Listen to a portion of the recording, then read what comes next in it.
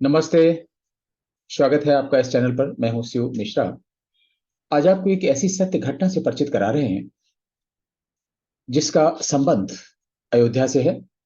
और इस घटना से ऐसा लगता है कि जैसे हनुमान जी की कृपा आज भी कभी न कभी हम लोगों को किसी न किसी रूप में मिलती है। और एक श्लोक है, अश्वस्थामा बलिर्व्यासो हनुमांश्च विभीषणा कृपा परशुरामश्च सप्तैता चिरजीवनम।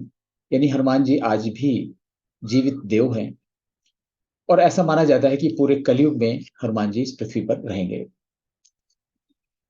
ये जो सत्य घटना है अयोध्या में हनुमानगढ़ी मंदिर से संबंधित, वह हमको स्वामी संदीपानी जी महाराज के सौजन्य से प्राप्त हुई है। स्वामी संदीपानी जी महाराज बताते हैं कि 1998 में जब पूरा अयोध्या का वातावरण बहुत ही चार्ज्ड था राम जन्मभूमि विवाद के कारण, उस समय आतंकवादी गतिविधियां भी पूरे देश में चरम पर थी। और आतंकवादियों के निशाने पर अयोध्या, वाराणसी हिंदुओं के प्रमुख तीर्थ स्थल रहते थे। और वहां पर जो धर्म स्थल हैं वो भी उनके निशाने पर रहते थे। 1998 में एक घटना छोटी सी घटी। उत्तर प्रदेश पुलिस की एसटीएफ को, स्पेशल टास्क फोर्स को ये सूचना मिली थी कि अयोध्या में कोई बड़ा आतंकी हमला होने वाला है और उसके लिए भारी मात्रा में विस्फोटक लाया गया है। अयोध्या में आने जाने वाले वाहनों की चेकिंग शुरू हो गई। हर संदिग्ध से सख्ती से पूछताछ की जा रही थी। और उत्तर प्रदेश एसटीएफ की तारीफ की जानी चाहिए कि उसने बड़ी मात्रा में आरडीएक्स बरामद भी कर लिया है। और लोगों ने संतोष की सांस ली कि शायद जो होने वाली अनहोनी थी वो टल गई। लेकिन फिर भी अयोध्या तो अयोध्या है, वहां का मामला और माहौल पूरा संवेदनशील था। तो जिस दिन ये सब तलाशी चल रही थी उस दिन एक बहुत असामान्य घटना घटी। खुफिया एजेंसियों ने पुलिस को बताया कि हनुमानगढ़ी में टाइम बम फिट कर दिया गया है। एसटीएफ और एजेंसियां दौड़ी दौड़ी गई। बम निरोधक दस्ते ने पूरे परिसर की छानबीन की, लेकिन उन्हें कहीं कुछ मिल पाता इससे पहले एक संदिग्ध को हनुमानगढ़ी से निकलकर भागते हुए पुलिस ने पकड़ा। और जब उससे सख्ती से पूछताछ की गई तो उसने बता दिया कि हाँ, हमने टाइम बम लगाया है, लेकिन अब बम फटने में बहुत थोड़ा समय है, आप बचा नहीं पाएंगे।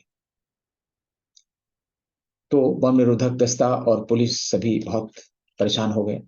क्या करते। उस समय लोगों ने देखा, पुलिस सुरक्षा कर्मियों ने देखा कि हनुमानगढ़ी के अंदर जो वाटर कूलर लगा हुआ है उसके ऊपर एक छोटा सा बंदर बैठा है और मुंह में तार चबा रहा है। तो पुलिस ने उस पर, सुरक्षा कर्मियों ने, बम निरोधक दस्ते ने उस पर ध्यान नहीं दिया। क्योंकि जो आप लोगों में से अयोध्या जा चुके होंगे, हनुमानगढ़ी जा चुके होंगे, उनको मालूम होगा कि अयोध्या में बंदरों की संख्या बहुत ज्यादा है और हनुमानगढ़ी में बंदर बहुत ज्यादा रहते हैं। और हनुमान जी का प्रतीक होने के कारण श्रद्धालु जितने भी मंदिर में आते हैं उनको कुछ न कुछ खिलाते पिलाते रहते हैं। इसलिए बहुत बड़ी संख्या में बंदर आते रहते हैं। ये कोई बहुत असामान्य चीज नहीं थी। लेकिन जब संदिग्ध व्यक्ति से ये सूचना मिली थी कि टाइम बम लगा है, तो बहुत ही सघन तलाशी ली गई। और एक बम निरोधक दस्ते के व्यक्ति को ये बात समझ में आई कि ये बंदर तार काट रहा है। हम लोगों ने सिर्फ वाटर कूलर नहीं देखा, बाकी तो सब देख डाला है।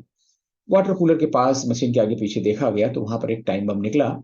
लेकिन वो टाइम बम का तार बंदर ने काट दिया था और इसलिए वो टाइमर उसका बेकार हो गया था। टाइमर रुक गया था, इसलिए विस्फोट होने का कोई खतरा नहीं था और इसलिए उसमें धमाका होने का कोई चांस नहीं था। और जब वो वाटर कूलर के आसपास की तलाशी ले रहे थे सुरक्षा कर्मी और बम निरोधक दस्ता, तो वो छोटा सा बंदर चला गया, गायब हो गया।